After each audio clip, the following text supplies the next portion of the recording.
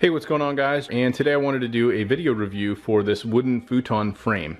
So we originally decided to pick this up as basically like a bonus futon slash, area to have something as just a generic smaller couch in a basement space that we had in our older home. We recently moved into this newer home, and this actually has a much larger space, so we're going to be putting a couch down here, but that has not arrived yet. So I wanted to spend a little time actually going through this and talk about it. Basically what we ended up doing is actually buying a full mattress here, as you can see. So the frame does not come with the mattress. That's a big thing that you definitely want to keep in mind. We ended up going with this little bit larger mattress, and honestly I think it was probably a little bit too big. When you fold up the frame, it actually overlaps a little bit on the top, but when you actually have the frame fully down, as you can see here, it pretty much fits perfectly. I believe this one's a full as opposed to a queen. What I'd recommend is maybe getting a mattress that isn't necessarily too thick. This one doesn't look like it's particularly thick, but it is actually quite large when you have the futon folded up. Now, I'll actually go through and talk about the frame itself. So you have in the back here, and my cat's gonna join us here for the review, but you basically have a spoke here on the back where when you lift this up, it gives you the option to do 3 different settings. So I may pause this and actually lift it up in a second so you can kind of see what that looks like. But more or less, when you bring it down, each of these will stay down, and when you bring the unit up, these will be hooked into the back of the unit where you can pretty much keep it stable and turn it into an upright couch.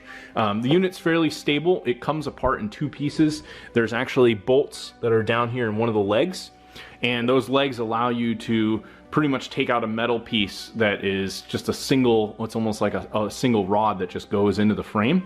And if you want to separate the 2 pieces, more or less, like this is one part, and then the base, the actual part that you're sitting in is a separate part. So this will make for easy movement if you wanted to like take it apart and move it into a different room. It's not too difficult to do that, and overall it's fairly sturdy. I slept on this, my wife has slept on it, and we've even used it for guests when they come over and they need a place to sleep. So I think if you're looking for something in that sub like $300 range, you want an extra guest bed that could also be kind of turned into almost a couch, and something that's still going to be comfortable, I've definitely found that this was definitely worth the money. I'm going to actually pause the video. I'm going to lift this up and show you what it looks like kind of lifted up so you can see it in couch mode as well. So let me do that now. Alright, so I've actually lifted the frame up, and this gives you a much better representation of what it looks like up. So on the back here, you can see that you do have 2 wheels as well. So if you want to move this around, I could even take probably one hand, put my foot here, and easily, not necessarily easily, but you can actually move this around just based on these wheels. So if I tip it back, I have the wheels to easily maneuver it. There's no wheels on the front. What I mentioned in terms of those locking mechanisms is this is the foot that will come down when you turn it into bed mode, and the only thing holding this together in between the 2 pieces is a metal rod that comes through here. This has a hook on this side which keeps it from coming out, so you're not going to run into issues with that. And that's pretty much what connects the 2 parts. You also have, there's 1, 2, 3, and 4 of these divots that you can use to actually put the legs, so this will determine how high up the back piece goes. I would probably say you're usually going to be looking at the back 2 settings. Right now I put it in the middle.